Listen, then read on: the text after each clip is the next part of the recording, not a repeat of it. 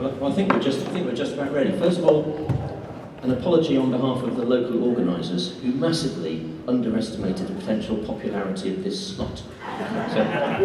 So when we turned up and there were 20 chairs out and a tiny little screen, we thought actually might be slightly more people than this. So thank you for coming out. This is an opportunity to talk in maybe a little bit more depth and in a more interactive way about some of the things we talked about during the meeting yesterday, which might have got a little bit rushed, and to talk about the background to the Bringing 2030 project, if you're not aware of it, and the first stage of that, moving through this branding exercise we're going through, and then we also want to talk about the implications for recruitment and how we ought to recruit in a brave new world, and a little bit also about a future and future structure, and we'll touch on the concept of direct membership and whether that is something that can work alongside existing structures or as well as. So those are the sort of things we're going to talk about. And although it might be quite difficult to take questions because it's going to be difficult to hear, we hope we can. We just might not be able to pass a microphone to you, but the hope is that there will be contributions. So we've got a couple of points in this presentation where we've got, is that a question? No, stretching your arms. Sorry.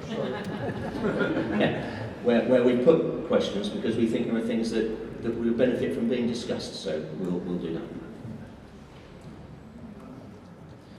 So Bringing 2030 was introduced at last year's council meeting, and only really made up a couple of days before.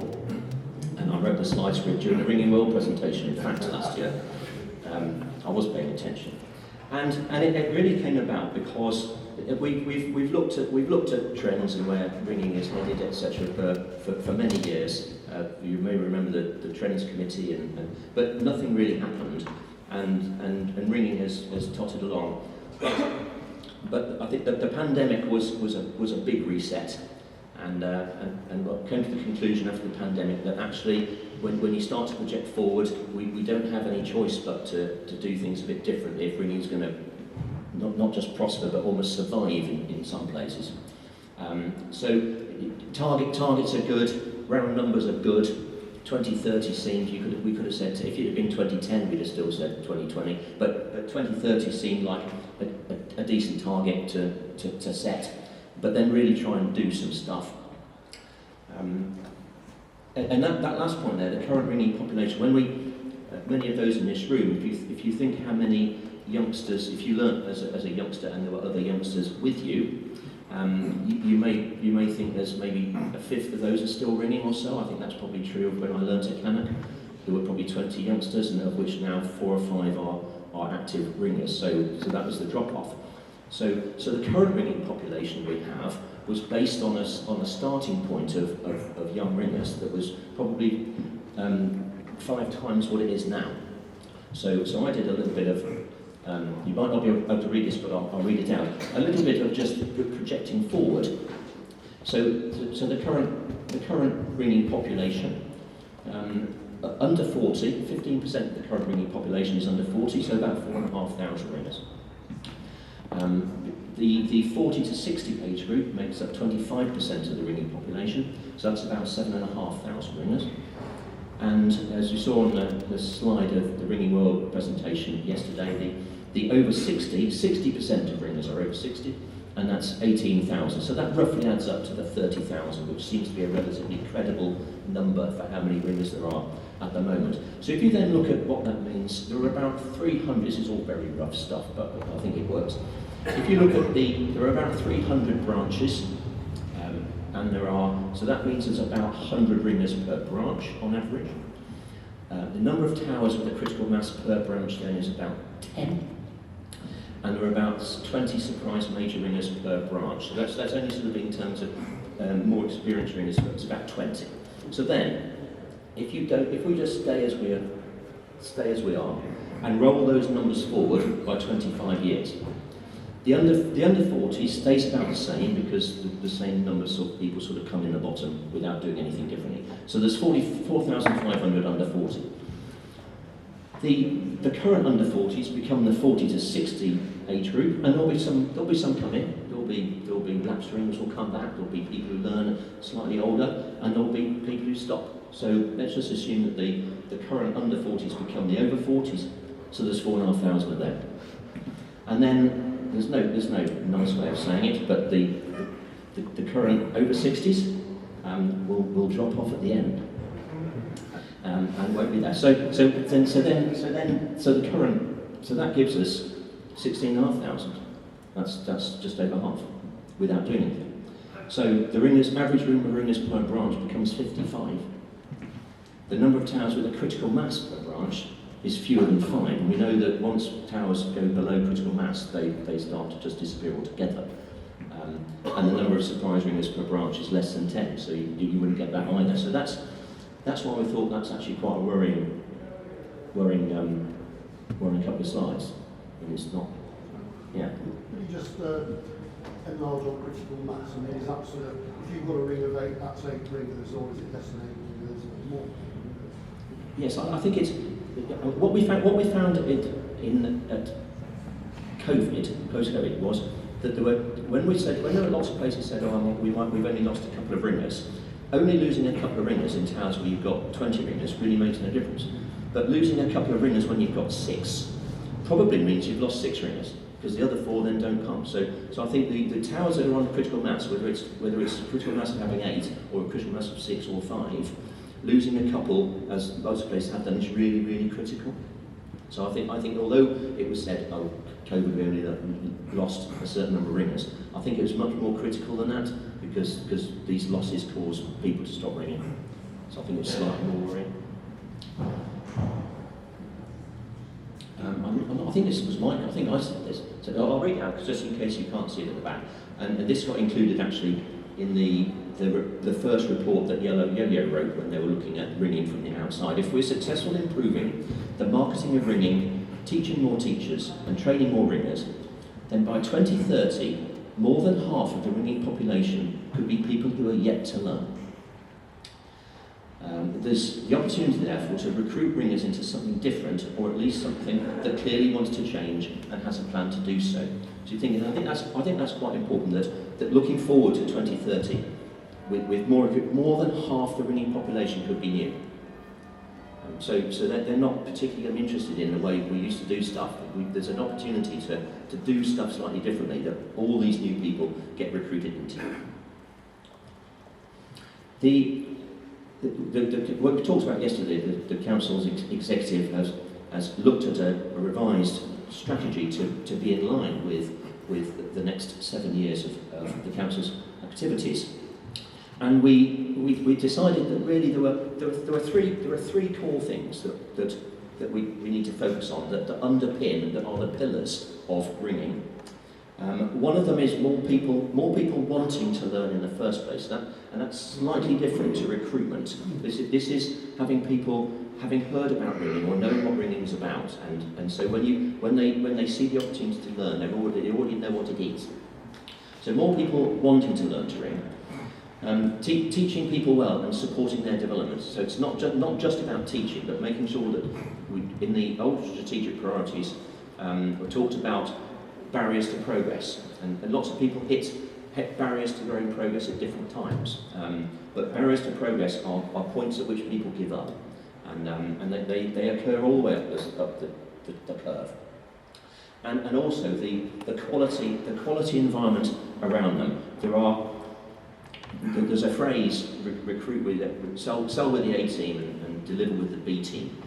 In a lot of places we can have all sorts of glossy marketing and branding, etc., and tell people how great ringing is, but when they turn up to little Upton on the wall and it's an old ringing chamber with an old hoover in the corner and dust in the corners and an old bit of carpet and the ropes are awful and it's cold, it just is not conducive. So everything about ringing just needs to be, in many places, a little bit better. Because if you're in a competitive market against other, let's say, leisure activities, a lot of them that are better funded than us are really pretty good. There's structures in place that you go into if you take up, I don't know what examples are other things are just better in so many ways than ours are. Because ours, to be fair, is done on a shoestring, we know that. So I don't think none of that, as I said yesterday, none of that is rocket science. It's just if you have things clearly, it enables you to focus. And then what we did was, for each of those 3 pillars, we wanted to be clear exactly why we were doing it, why it was important. And so there's a line which is just crystallising in our minds what we're doing. So in the marketing piece, that bell ringing is something that more people want to do. So this is getting people to just think it's going to be good. One of the most painful statistics from yesterday's presentation of the ringing survey, I thought, was that only 53% of ringers would recommend ringing to their friends. I thought that was, and we all did the maths quickly and thought 47% of us wouldn't recommend ringing to our friends. But was that really awful, isn't it? Yeah. But that's true. I mean, it might be the wording of the question, because I wouldn't recommend ringing to all my friends, but I'd recommend it to the ones who I think it would suit. And I think that's subtly different. And certainly with youngsters, Charlie would never recommend ringing to all her friends, but there were 2 or 3 in the school who were absolutely right. So it might be the wording, but still, we're not enough of us are proud of it, are we? Perhaps the 47% haven't got any friends. 47%. Yeah, it's that characteristic of ringing. Yeah. All their friends are the same age as they are. Yes. I think a key thing of this particular pillar, this stuff has to be done centrally. The broadening out of marketing of ringing. This is why it's different to recruitment. Because recruitment is often being done locally. This increasing awareness and making sure people come across ringing and hear about it and think it's good is something that needs to be done centrally to help everybody. And we realised we needed external opinion, and we did tender this help to marketing agencies, and Elva Ainsworth had worked with Yellow Yo-Yo, and she'd been trying to get them to do ringing marketing for about 10 years. So they were embedded in it and heavily invested in ringing marketing already. So they sort of understood it, and it has been very useful to talk to them. So we're at the point now, and I'm going to look a little bit more about what we have done with them so far. But finishing off that project is important. And what that will drive into is a fresh set of marketing, collateral banners, imagery, wording, fonts, all that sort of. But really the way in which ringing is presented to the outside world. And it's useful to get external views, because we don't know what attracts other ringers, because we are ringers. And at the one extreme, if you remember the Ringing Remembers imagery, which was much criticised by existing ringers, but actually was very popular amongst non-ringers. And we sort of got to get away from thinking what we think it's about, and just accept that how ringing is presented might be slightly different to how we'd have drawn it. It doesn't matter if the bell looks like it's up wrong. They don't know. It doesn't matter. So it's the external perspective. And it is important then that when we get all this stuff, we really do all need to use it, and that's why I'm sure we'll publish drafts and get feedback. But it will be important to get some sort of common image across ringing. And there was a post on Bell Ringers Facebook, which I'm sure you all love, a couple of weeks ago, of a marketing banner that was in a particular church, and wasn't this a great piece of marketing?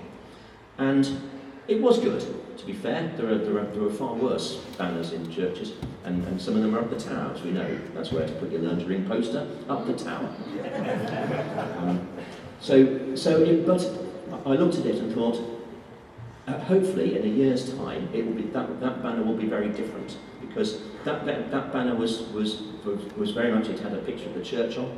It didn't have any pictures of people on it. It didn't have any of the words that we're now thinking will engage with, about ringing being dynamic and adventurous and friendly. It was none of that was in there. And I think if this project succeeds, then in a year's time, that banner would be very different. And also, it's a banner that was for people who have already got to church. It's what does the banner look like that's in the village hall, not the banner that's in the church, because the church people who've got them, they're relatively easy to get. It's the people who are not coming to church that we need to target. And let's just move on to, yeah. Now, before coming on to the bottom left-hand corner, which I'll explain, we'll talk about the young ringers. I think young ringers are, when I learnt to ring, I didn't know any, we had lots of young ringers at my church, Cannock. I didn't know particularly any young ringers at far away. I knew a few at neighbouring towers, but then I didn't really need to, because my needs were served and there was no way of connecting with them anyway. I'm sure other places just had the same number. But now that there are fewer young ringers, they are connecting each other. They are connecting each other up. Charlie's best friends, who she's on WhatsApp all the time, are in, one of them's in Kent, one of them's in Cumbria, one of them's in Somerset, and it really doesn't matter. Their WhatsApp group of young ringers is all over the place. So they are connected in a very, very different way. And that's very important, because there's a huge drop-off point for young ringers and lots of ringers when they go to university. And given there are fewer young ringers now, we can't afford to have that drop-off. We need to keep them all. And social media is a great help, because, I mean, for instance, in Birmingham, we know who's coming to university in advance. We're already in contact with them, and you can't let them go. And the young ringers are also very aware of this. So facilitating the YCRA and just touch on the youth contest. The youth contest is in my top 3 favourite days of the year. It's lovely. There's lots of enthusiasm. As I said, there were 240 young ringers at the youth contest. But I look at it and think it does show that's 240. That's most of them. Okay, it's great you've got 240 young ringers in the room, in the tower, but in some places that's all of them. In some associations where they say, okay, we've got an association maybe of Yorkshire of 2,000 people, and there are 28 in the youth team, but 28 in the youth team is not that many. So I think it brings it into stark relief, actually, the youth contest. Ernie? A statistic I heard last night from a guild, I don't know if they're there tonight, but I won't mention them, but we were talking about subscription levels, and they know in their guild they have 19 people under 18 in quite a sizable guild. Yeah, yes. So you either roll that forward, you've then got to hope that you're also recruiting higher up the spectrum, and actually recruiting, although we're going to serialise the work, the Yellow Yo-Yo work so far in the ringing world and online over the next 6 or 8 weeks. And it is relatively focused on young ringers, but it's not exclusively on that, because it is recognised that the middle needs bolstering as well. And in many places, the ideal learner is not the youngster who's going to disappear. It is the 30, 40-year-old or whatever that will be there for some time, the people who've moved in from outside to the village or whatever. So it is recognised that it's not just about, but the key thing is marketing, needing external marketing help. Getting youngsters is the hardest bit. It's not as difficult to get the next group up. It's very difficult to get the youngsters because of the competitive pressures on other activities and non-ringing parents. Non-ringing parents, Charlie's useful because she's a source of seeing how the young ringers work. But she talks a lot and cares a lot about what she calls herself a nepo baby. Now, nepo babies is a phrase that really grew up in the sort of media, film, Hollywood of people who've got to where they are because of who their parents are, and who get it, particularly in film and acting. So people that make such progress because they're the daughter of so and so. So Charlie says I'm the ultimate ringing nepo baby because all these opportunities get given to me. But what she cares about is that the same opportunities get given to young ringers who are not nepo babies, and that's really, really hard. It's easy for kids with ringing parents to be taken to staff, to be identified for court appeals, but getting to the youngsters who you've got to go and give them a lift to get them to a practice or court appeal. Not only that, but you probably have to have 2 safeguarding trained adults in the car to get this person to get a lift to them, and that's really hard. But no reason for not doing it. So I think it will be done. Simon, you've got a question. I just Yeah. feel we need to recognise that not everybody follows the university path.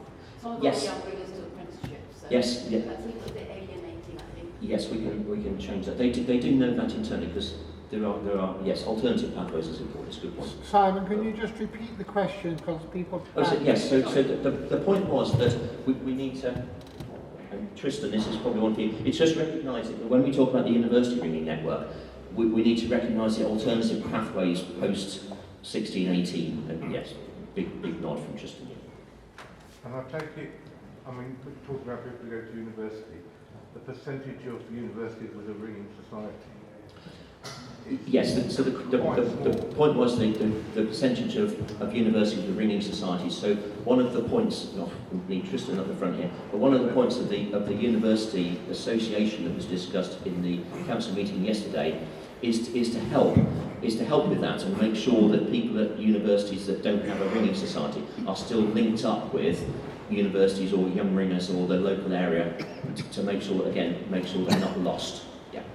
Is there a question at the back, David? Can I just point out, it just occurred to me, that the non-academic people who might be doing NDQs, practical people, might be a very good audience. I came into meeting because I was interested in the engineering side of it, and I'm sure there are a few people here who are in the same situation. Yeah, that's a good point. Yeah. Yep. Yes, Alison Hodge bangs that drum loudly. Yes. We're going to talk about the bottom left-hand corner. I think this is a point when either Tina or Vicky Tina's certainly going to pitch in. The Ring for the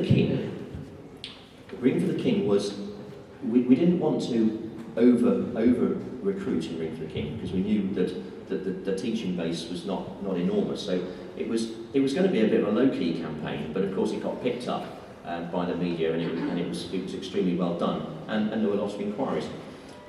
But a lot was learned from Ring for the King, and in a way it's fortunate that it wasn't 10 times as big, because it exposed a few cracks in the system. It really did test, and with the help of ART fielding incoming inquiries, it did test the process of taking a centrally hooked person coming in saying they wanted to learn to ring and getting them through to a local tower or a teacher as quickly as possible. And in the best cases, it happened really, really fast. There was obviously a person in a certain area that inquiry would go to, and they'd have been contacted within a day. They might have had their first experience within a week.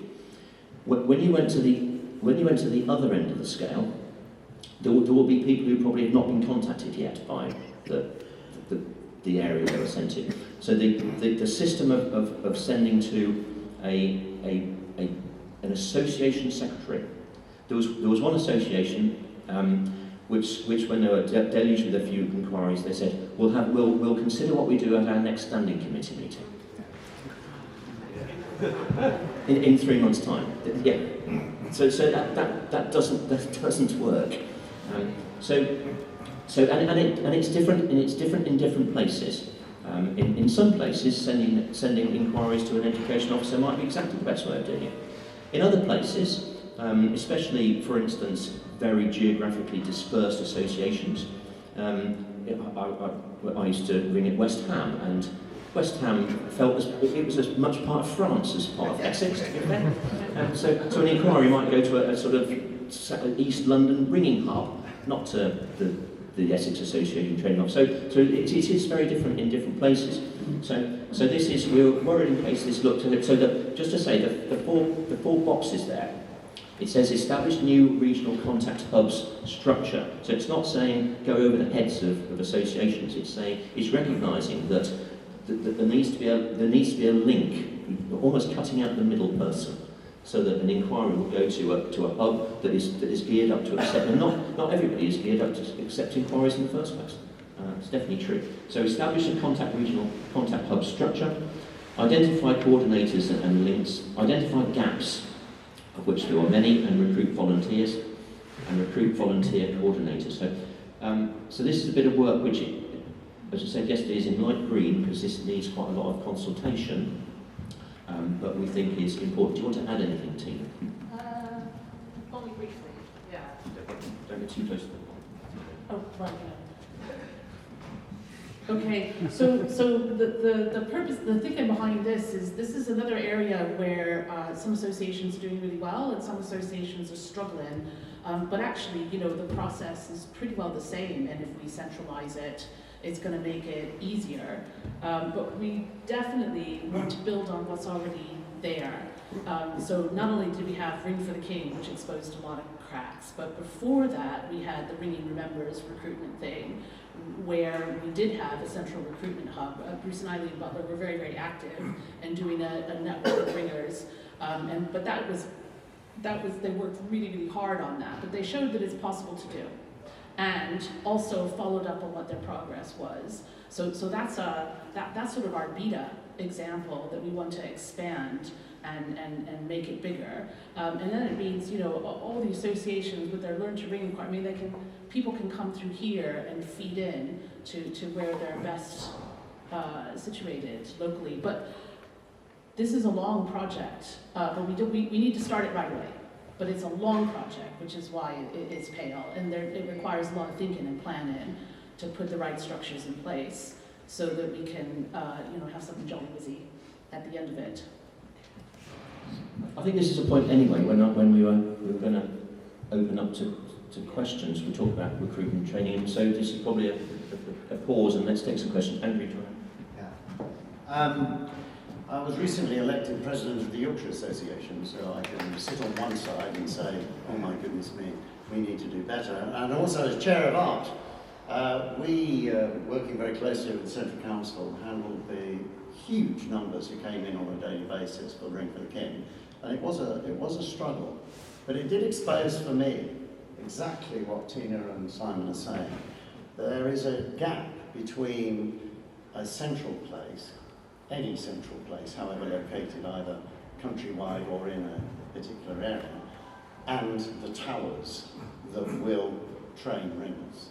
And we struggled. We went to known contacts in the first instance to place new ringers or inquiries with towers where we knew that they would be taken on. And then we also sent to secretaries and other organisations within guilds. And it worked more or less as you would imagine, as Simon says.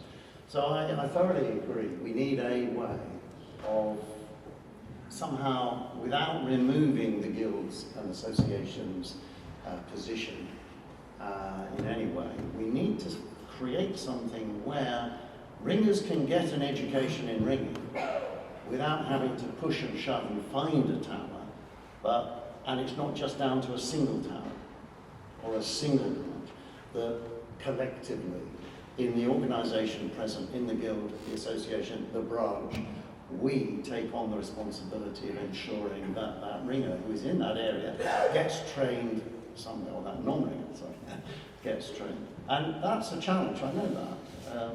We did get one or two, not more than that, I don't think, saying, please don't send us any more, we're full up. It wasn't that many. And we will be doing a little survey of come to an arrangement with the Central Council about without creating GDPR issues. We will ask those people to give us their experiences, to give you their experiences, so we can see from that side in the future. But it is a challenge, and I look forward to doing something in the Yorkshire Association over the next period. Bit of a challenge, especially not being a Yorkshireman. Thank you, Andrew. That's very helpful. So, yes, this is where we put a question. I gave this talk, actually, the Art AGM earlier this year, and we had a breakout session. Does anyone think that Ringing 2030 represents a threat to their branch, district or association? Because I had heard one association, it had come up at they'd almost had an emergency meeting with their standing committee, thinking that this was a threat to their existence. And it wasn't meant to be honest. So, in honesty, it's not meant to be a threat. But if it's a threat, points from the floor now.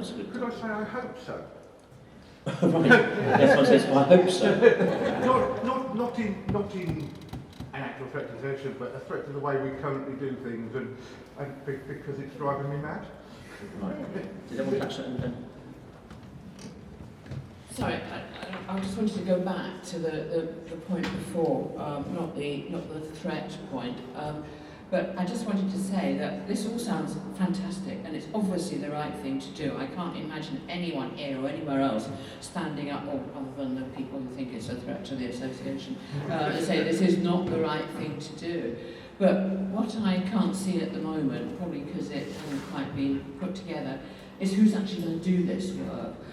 Because the president of the Central Council can't do it, because the president of the Central Council tends to have a few other things to be getting on with.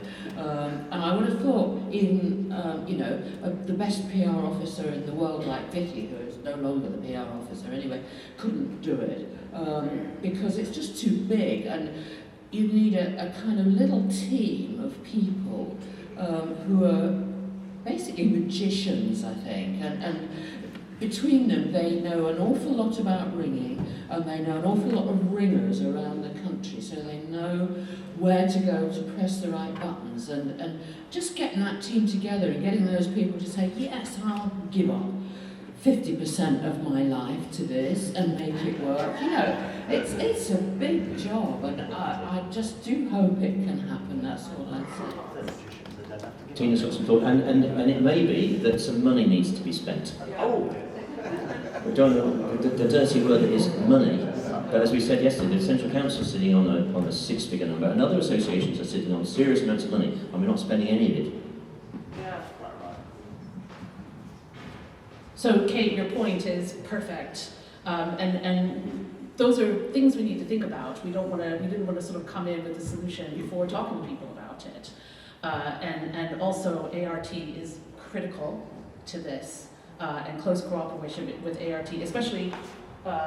One of the third line is that we need to train more people to teach. So where towers were getting overwhelmed with trainers, we can pass them on to other places and spread them out a bit better, which helps them over all those humps. But I think maybe giving up 50% of your time might be an exaggeration. It is somewhere where definitely we need plenty of volunteers. They don't need to have particular specialist technical skills or specialist PR skills. This is not how I see using our new PR officer.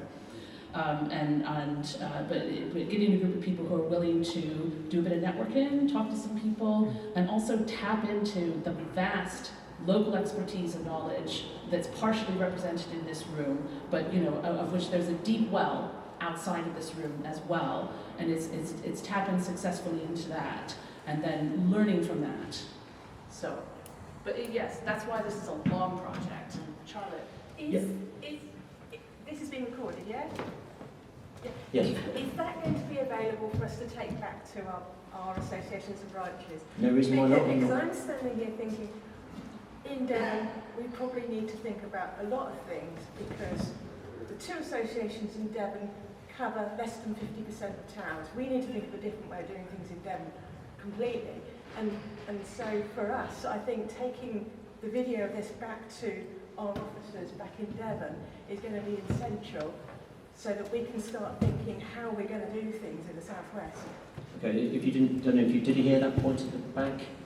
Well, basically saying that it was hoping that this, and it will be, that the film of this session will be available. So it could be what Charlotte wants to do is actually almost sit and play it to the committee and get everyone to understand and see what's being discussed. So but it will be available. Another question? Going back to the Ring for the King initiative, Simon, from perspective of my society, it was a brilliant initiative, very, very well received. But I'd just like to re-emphasise that there was also a lot of local recruitment activity going on under the Ring for the King banner, which was also very successful. I'd actually be interested to know whether we know how those two numbers pitched against each other, local versus national recruitment, and moving forward, how we can make both of those channels work together in a way that maximises the success. Yes. So the point there was, alongside the 3,000 whatever Ring for the King inquiries that came through the central portal, lots of towers did direct. The people who were most successful had local campaigns and recruited places that have got 15 new learners, whatever. It was because they did local stuff. And the question was whether we've got any statistics on how many people came centrally or how many people came from local effort. Don't think we do have that. But I suspect it's more from the local effort, probably. No idea. But we have no idea, unfortunately. But going forward, Brian at Yellow Yo-Yo said one of the reasons why this is such an interesting brief is because they are used to having a single client, especially if it's a corporate client. So what we've got here is we're marketing ringing as a whole, but effectively we've got 5,000 or 6,000 clients, because every tower is a client, because every tower hopefully wants more ringers and wants people to want to come to learn to ring. So we are almost acting on behalf of all 5,000 towers, right down at that granular level. But it does need a combination of. That's why I say that PR is different to recruitment. So this warming people up, there's a phrase in sales, it's feeding the hopper. So you feed people into the hopper who are ready to already interested, which makes the job of recruitment, when you come to, maybe you want to have a look at, you're preaching to people who've already heard about it. You don't have to go to that whole, this is what ringing's all about bit, because they already know. Vicky at the back. Hopefully you can hear me down front, because I have a big enough now. So the other thing with both the Ringing Remembers campaign and the Ring from the King campaign is they are specific campaigns for specific moments in time. The difficulty is how do we make it a consistent, ongoing recruitment process, not just for specific events, because we found with both of those, people learn to ring right on the day and we've not seen them since, because that's what they signed up to do. Now, how do we translate the success we had, and absolutely, recruitment at the local level was absolutely key, because that's how it works the best. But how do we do that on a day-to-day basis? How do we keep that momentum going when there isn't a hook to jump into? A lot of people came to us for Ring Remembers and Ring for the King because there was already something out there, and it makes PR a hell of a lot easier. But how do we keep that going and keep that constant turnover of recruits so that we don't have those spikes that we can't handle because we haven't got enough teachers, we haven't got enough room in the tower? How do we keep going on a day-to-day, month-by-month basis and keep a sort of steady turnover? Yeah, when I share more of the Yellow Yo-Yo work with you, either today or over the course of the next few weeks, you'll see that there are what they call brand pillars. I'll explain that in a minute. But there are different things that attract people to ringing, and you don't want to use them. What they say, you don't want to use them all in the same piece of marketing because it just gets confused. So you pick one or two of these pillars, whether it's the adventurousness of it, and you have quite targeted campaigns that just focus on that, which get in the right place, which gets the people where that aspect of ringing is what's going to get them, and it's different for different people. We know that. So there are multiple ideas of different types of campaign that you'd run, but getting different bits of what's so great about ringing. A question from John Harrison. A comment rather than a question. And I think it's an important one, and it relates to what Vicky was saying. We've got 40,000 potential promoters. In reality, as you saw from your questionnaire, the vast majority don't want to do it. Little story, we hired the Charnel Ring, we took it to a fair, and it was a success. The next year, when I suggested spending more money on it, well, we didn't get any recruits. We have to get over this thing that marketing is about getting recruits, and if we don't get recruits, we don't do it. This is a problem with ringing culture. I've tried, I've written articles on it, but we've got to get over it is important to project ringing to the public, not just to get people through the door, because that's, we've got to get the client. Yeah, important to project ringing to the public, yes. Yeah, but we've got to get that message through to ringers who don't see it that way. Yes, I mean, taking mobile, I mean, there are opportunities, for instance, of taking mobile belfries to big festivals. There are a couple targeted for next year. And they are not going to be recruitment exercises. You're not going to get. It's very, very difficult to take details, especially difficult to take details of young people so you can contact them again. But it is this awareness raising, so that when they go back to where they live and they see a little bit of local campaign, I had a go at that at Greenbelt or whatever, whichever, and I want to do it. So yeah, yes, raising general awareness. Just that last point, I asked. When at the art conference, the keynote speaker immediately before me was Andrew Kelso, who is a master of the Essex Association. And I asked him a question, which was, why do you think the county is the logical unit of ringing organisation? And of course he had no answer, because it isn't. We've always had it, so it makes more sense a bit more sense when the county is the same as the diocese and when it's a nice shape. But certainly and my point there was, again, from West Ham. So when I rang in West Ham, the north-east district of the Essex might as well have been in France. It was just a different place, and it worked in a different way. We ran in London. So it isn't logical. I know, Andrew, you're aware of this. I've challenged you on why is Yorkshire logical? Well, there's nothing logical about Yorkshire. It's not even a county, never has been one. But we also have 3 dioceses. And I was thinking yesterday during the conversation about the DSOs. We have 3 dioceses: Sheffield, York, and Leeds. I think it's now called after many, many name changes. And you've got to deal with 3 different officers dealing with the same issue in churches. We even have churches in the Yorkshire Association not even in that area. They're in Durham, so that's another diocese.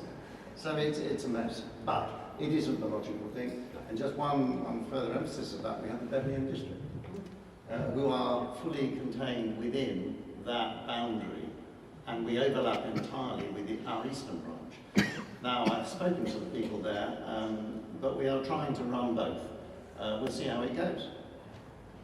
I think it's a big challenge for the very, very big territorial associations to take that long, hard look and think whether that's the right structure. And it's very, very difficult to do. I just want to touch a little bit on, there were a lot of nods yesterday when I talked about the sort of bringing infrastructure, when we talked about the best kept town competition. I mentioned in my blog a little while ago a sort of informal list of pluses and minuses I go through when I go to a tower. And the pluses are the pictures of the recent pictures of the band enjoying themselves, and the nice clean carpet, and the whiteboard with some method instruction on, and decent lighting, and all these things are the positive experience, which you might expect. And then there's the negative ones, aren't there? There are the non-pack tested 40-year-old heater in the corner. There's the pile of old carpet, and there's the stuff that the cleaners have left there because it's the only place in the church they've got some storage. And there's the calendar, which is still on 1964, but we don't notice when it's your own town. You see it all the time. Those things don't matter because they don't not matter. You just don't notice them. But if you think of your tower or other ones you know in the eyes of a new recruit coming in for the first time, I'm going to spend a lot of my time in this room. And we just before COVID, we were geared up to do a recruitment campaign with the Church's Conservation Trust, and they've got 200 rings a bell, and we just wanted to find about 30 to run campaigns in. And when we started talking to local ringers and said, well, can we use this one, can we use this one, we narrowed it down to about 6, where actually the experience because they're not as well looked after in most cases, the ones we thought we could actually use and introduce people to as being a quality experience was fewer than 10. And so I think this is an area, and this is an area where I think this isn't that hard. You can spend money on making it relatively easy and a bit of effort and a bit of elbow grease, making your ringing chamber look as good as it possibly can. This is St Martin's in Birmingham. Now this where it is beautiful and it does combine new stuff and pictures of new performances with history. And the peel boards were curated as these are the ones we want to have. Some peel boards were retired. Some peel boards have been put on different floor. We had a message and everything is nice. £14,000 was spent on making the ringing chamber look like a quality environment. The carpet on I've got the carpet made straight, yeah. But most of it was joinery and the bookcases, which are sort of bookcases are a little bit of a specialist thing, but I don't think this is. We don't all need to spend £14,000, but a bit of money spent on making it look good for the new ringers, I think, is really important. Did you have to get a faculty for that? I think we did, yes. It was faculty. Yeah. But cleaning up isn't faculty. No. And it's, with all sorts of things, it's far easier to get forgiveness and permission. Yeah. Did I say that?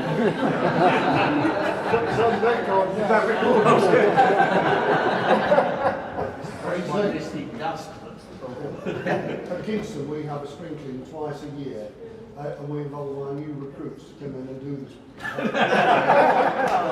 No, it works, it's really good. I've talked about why we're doing the branding project and a bit about it, so I'll just move on to this slide. I think this is quite amusing. These are it was all brainstorming stuff, and then 6, 7 or 8 of us, and we said, what is it that puts ringers off? And the 3 top ones with multiple votes, and this was all done independently. We all had post-it notes to write our top 6 things that we thought put new ringers off learning to ring. And the ones that had multiple votes were 1, the church. Okay? And we'll talk about that.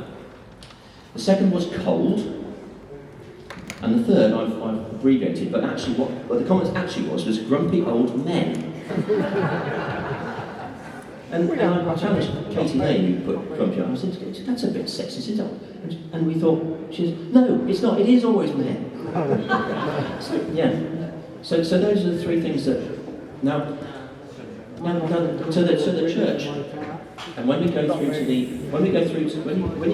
do see we're not turning our back on the church. We know it's part of what we do, but it doesn't mean it has to be central to the marketing. People who are, and you'll see in the Yellow Yo-Yo document, it doesn't talk about the church at all. It doesn't use it as a way of getting recruits.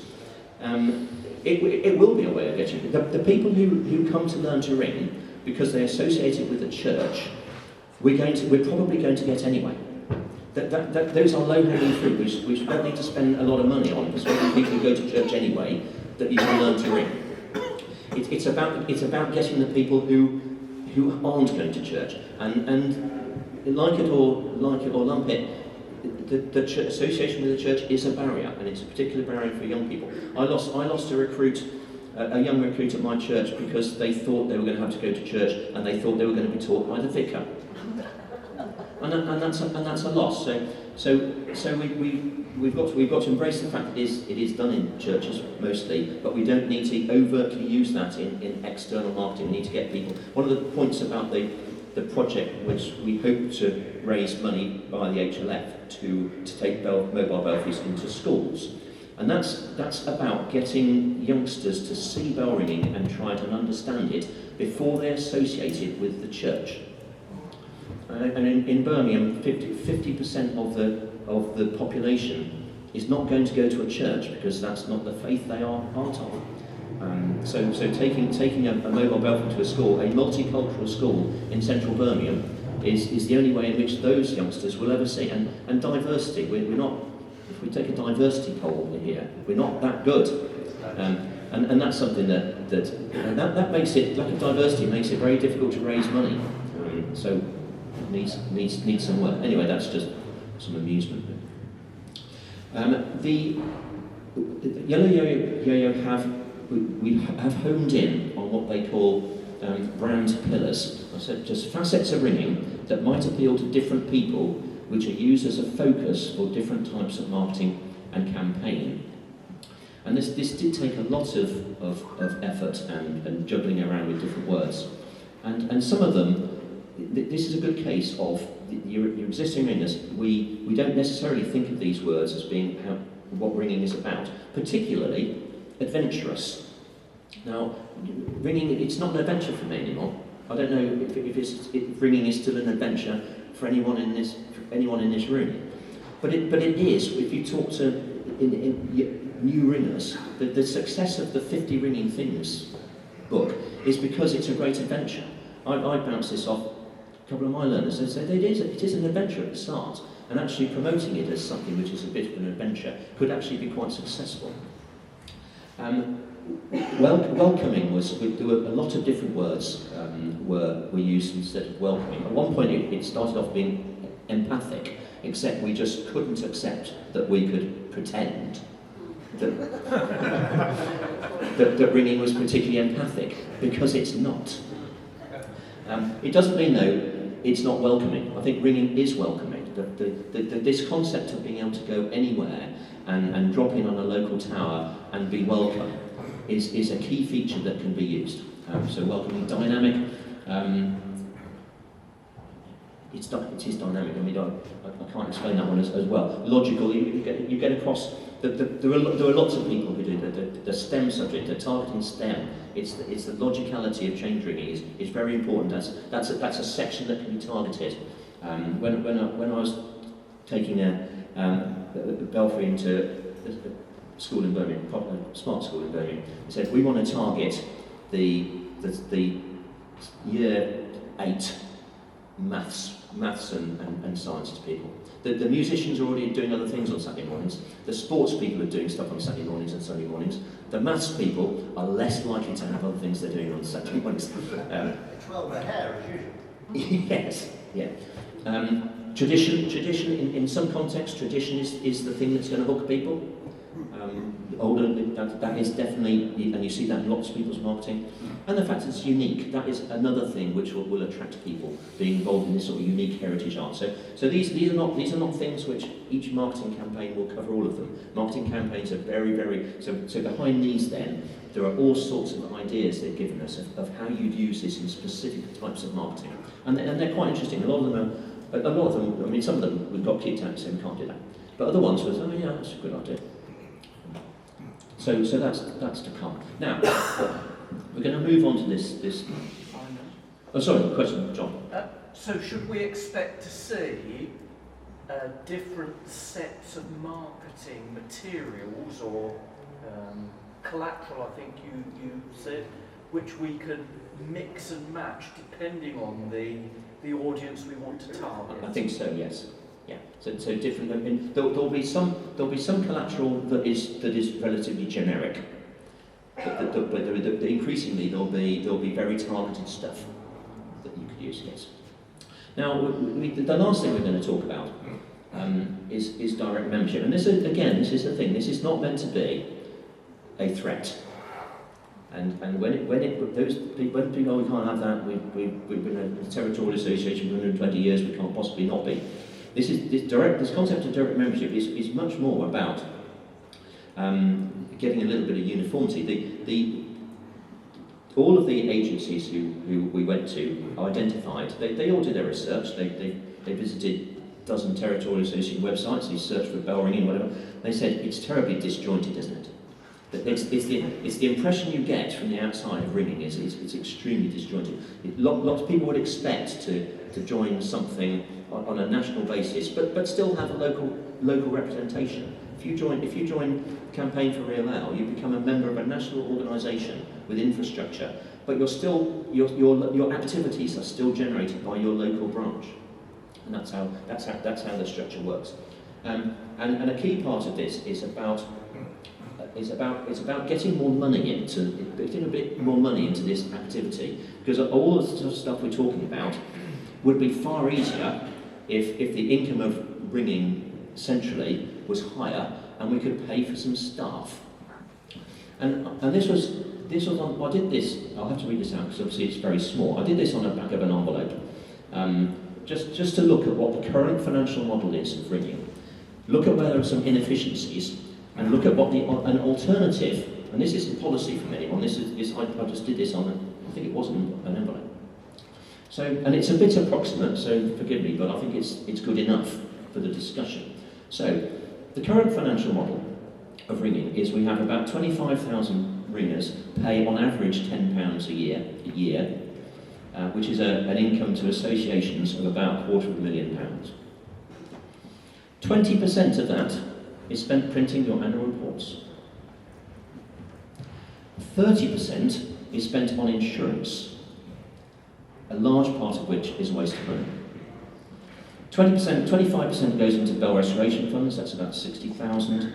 10% is spent on central council expenses. So that's not central council affiliation fees, that's the cost of getting people to meetings. And other 37, and that's actually done, we got all, someone else got all association reports, the most recent one, and put this in a spreadsheet. So these are relatively solid numbers, was analysing.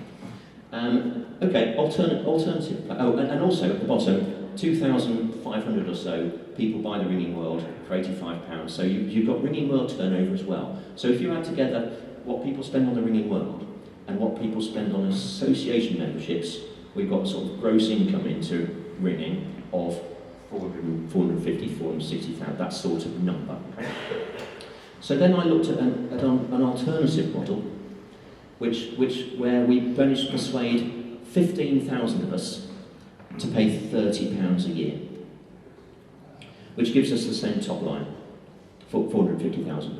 We then spend what we actually, as an entire Ringing community, ought to spend in insurance, which is £30,000 at the absolute most, because most of what we do is covered by the insurance of the church.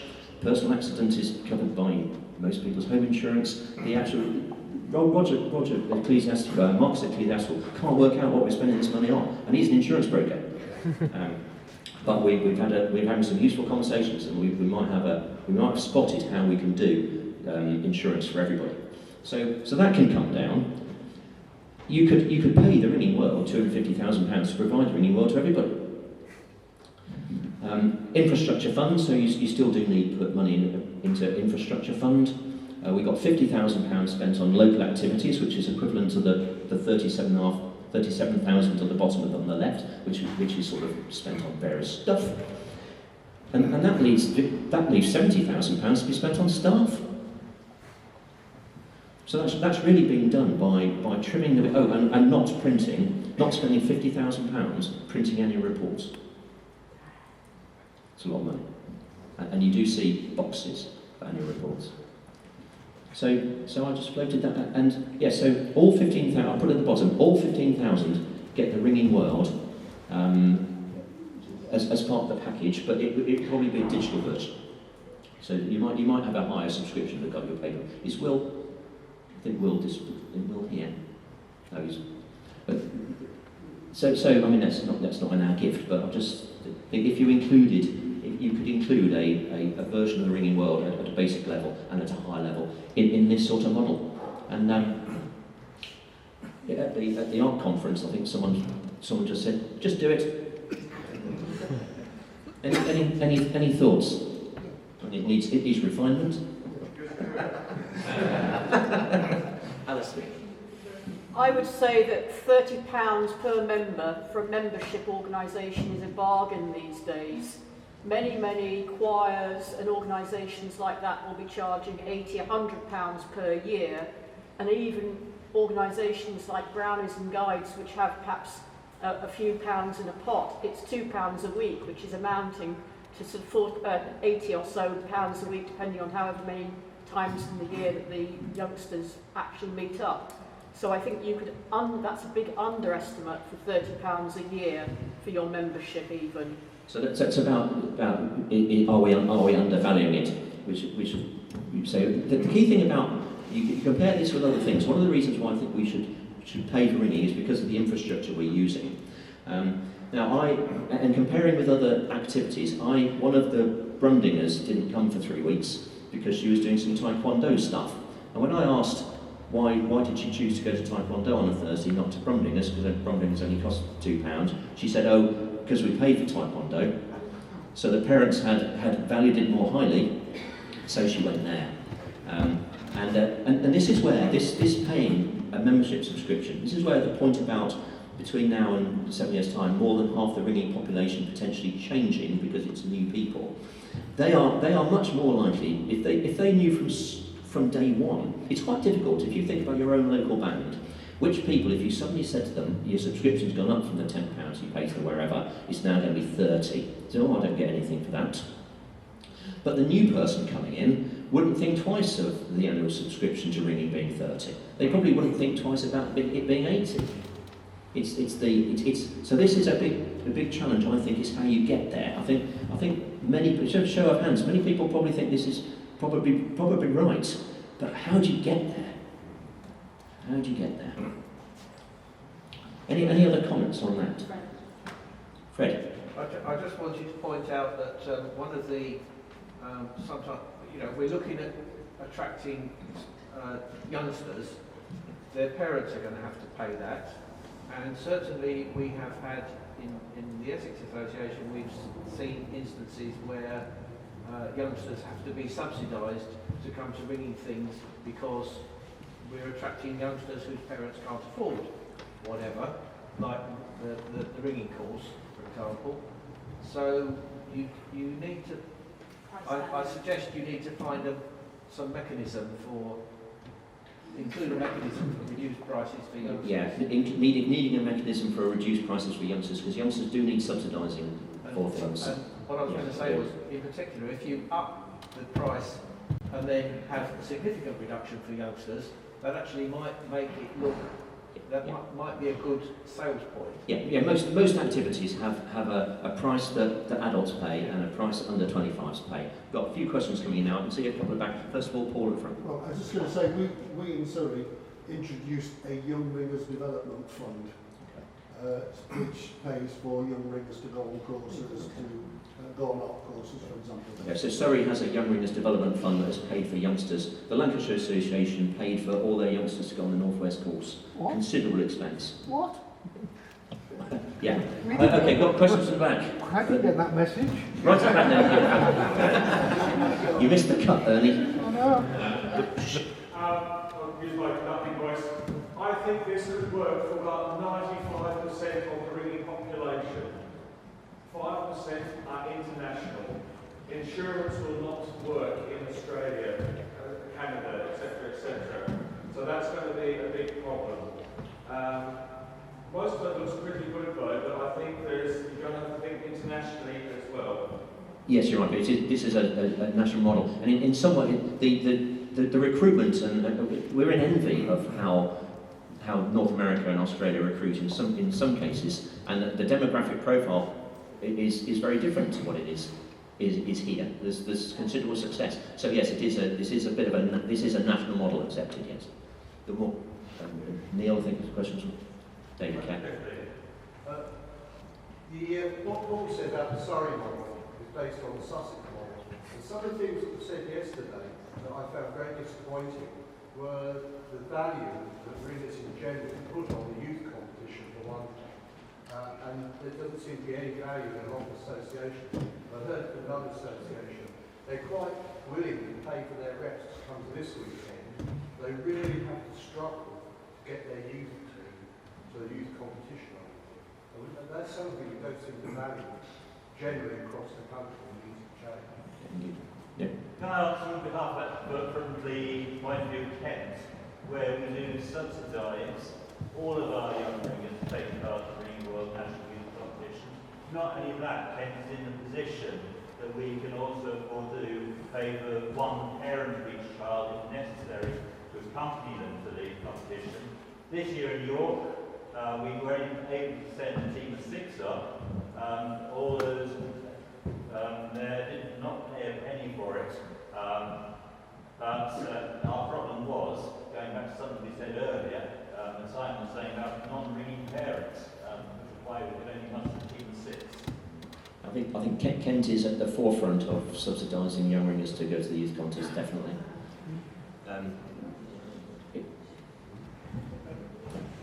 If this was set up, I would quite happily still pay my association, but also pay for the direct membership. I wonder how many people might not choose to do that, they go from one or the other. Yeah, what this slide says, just in case you can't read at the back, is question 2. Would it be possible to use a central membership system to collect more money, i.e. the £30 or whatever it is, and then pass some down to the regional association? Because that's how I think it would work.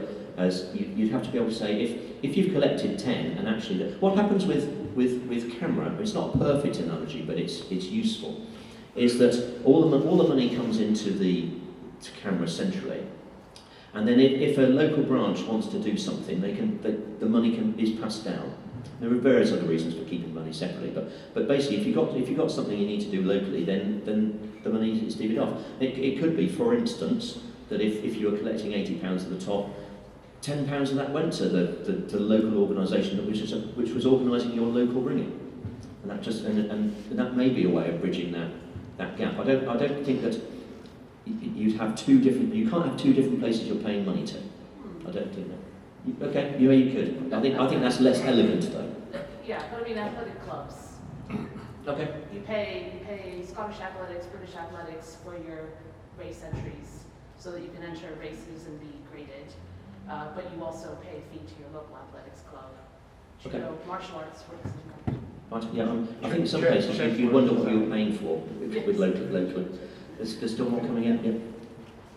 I was going to say, I don't know whether any other guilds and associations do it, but we don't normally allow people to be members until they can actually handle the bell, which is ironic. We put all their training before they pay anything. And I wondered how other associations do it. We've toyed with the idea, some experimentation of actually charging people to be trained, and as a consequence we'll buy things like booklets, we'll pay for their first year of membership. But it's something that's interesting. A lot of places when you learn, you're paying for the teaching lessons. I suspect, if you're wrong, you may well change, we may be odd or now. A lot of you don't actually charge until someone is able to become a member and having been able to handle the bell. And when you talk about the investment in people, it's bizarre we're doing it as a freebie with no level of commitment from the people who are joining. And I think it's something we also have to address. In terms of funding, we're actually one of the more expensive associations at £20.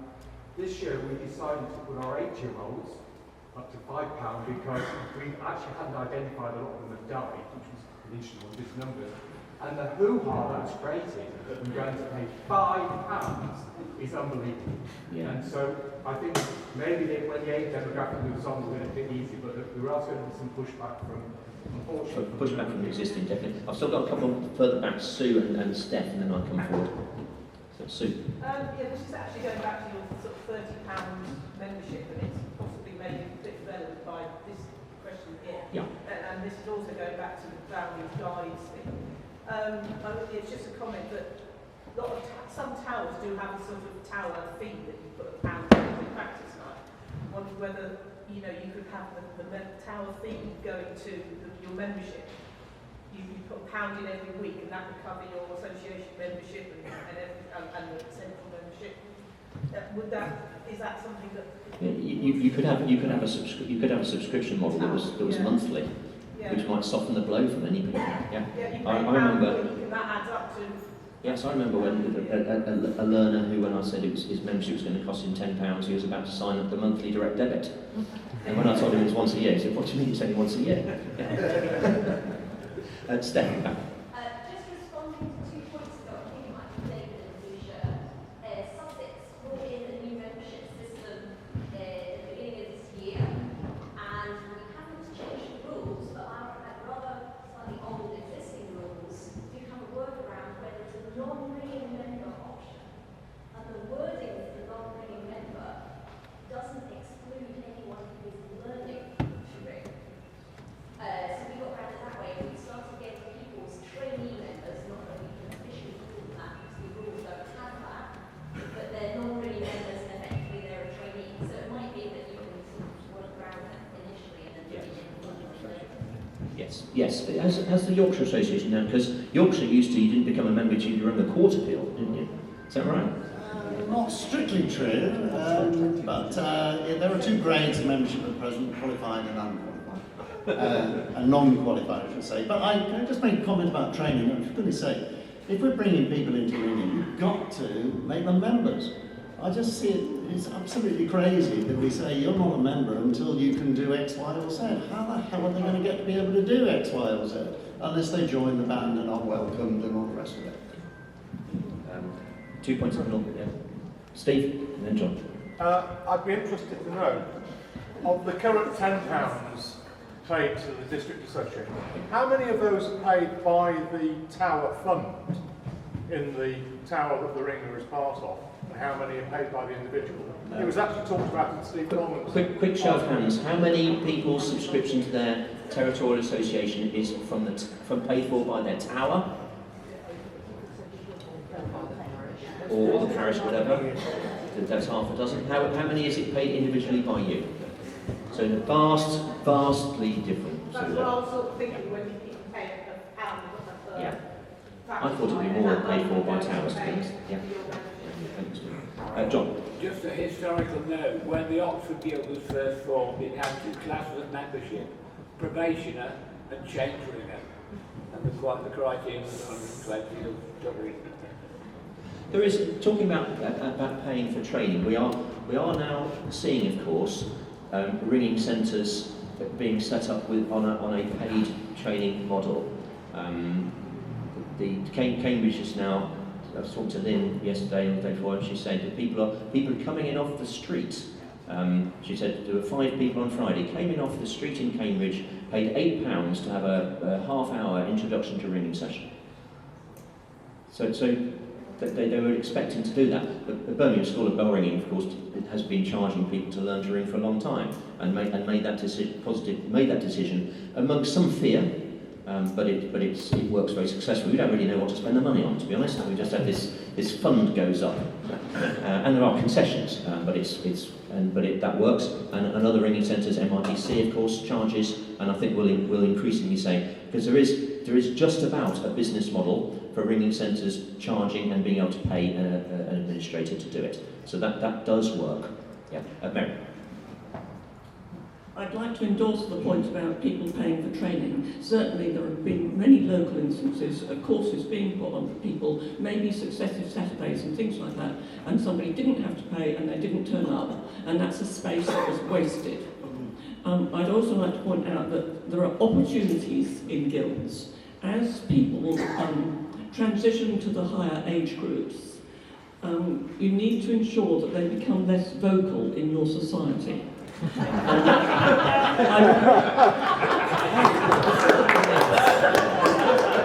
I regret to say that I once went to an annual meeting. I'm not going to mention the society.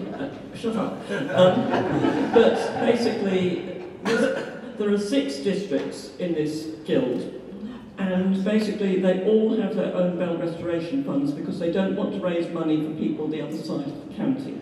And I think you have to get rid of that mindset before you can start actually getting on doing some real work. Thank you, Mary.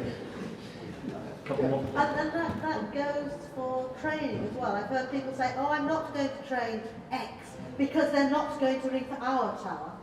And you're training a ringer to be a ringer, not specifically yes, for you've yourself. got to get over not wanting to train people for other people's towers. It's got to be collegiate, it really does. Birmingham got over that. You teach people on a Saturday and then none of them are going to be your ringers. But you just have to get over it somehow. Yeah. Can I raise a point about membership of societies, not just including people who are going to ring the bells themselves? It emerged in the Westley Award that a couple of people nominated for the awards were not allowed to be members of their societies because they didn't fit the capable ringer type criterion. Therefore, they were not covered by insurance, and one of them actually stopped helping in the maintenance of the bells that they'd done during COVID, quite capably with their professional or other interests and backgrounds and trade skills. And with that, society lost that capable person from doing bell-related work. There are many, many people who will help with things other than just the ringing itself. Transport, social events, parties, activities outside the ringing that really support the ringing. And they could all be very valuable supporting members of an association if the criteria allow it. And if we're thinking of direct membership, that's something that ought to be inclusive. So Alison's point there was about non-ringers actually becoming members of ringing organisations because they provide different skills. Lots of non-ringing parents might become members, and because they're valuable sources of transport. Well, we are running out of time, so I'm just going to take one more point, and then I'll just look at my last slide, which is a short one. One worry I do have about the direct membership association is that I was an organising choir master in a similar organisation we pay at Old Branch about the same amount per annum, but there is one event in Derbyshire if you are lucky.